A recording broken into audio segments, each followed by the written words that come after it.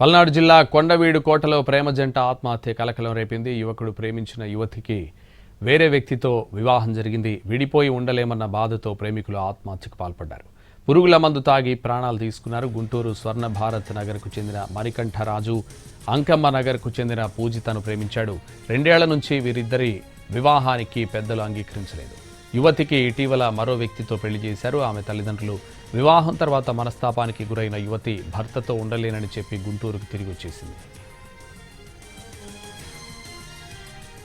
ఈ నెల 7న మణికంఠరాజు అతడి ప్రేయసి పూజిత ఇద్దరూ కలిసి కొండవీడు కోటకు వెళ్లారు. అక్కడ పురుగుల మందు సేవించి ఆత్మహత్యకి యత్నించారు.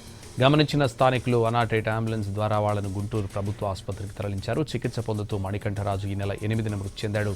పరిస్థితి విషమించడంతో పూజిత కూడా మరణించింది. ఈ ఘటన స్థానికంగా తీవ్ర కలకలం రేపింది. మృతుల ఇద్దరి తల్లులు ఇచ్చిన ఫిర్యాదు మేరకు పోలీసులు కేసు నమోదు చేసి దర్యాప్తు చేపట్టారు. రాజు మృతదేహానికి పోస్టుమార్టం నిర్వహించి కుటుంబ సభ్యులకు అప్పగించారు. యువతి మృతదేహానికి ఇవాళ పోస్టుమార్టం నిర్వహించనున్నారు.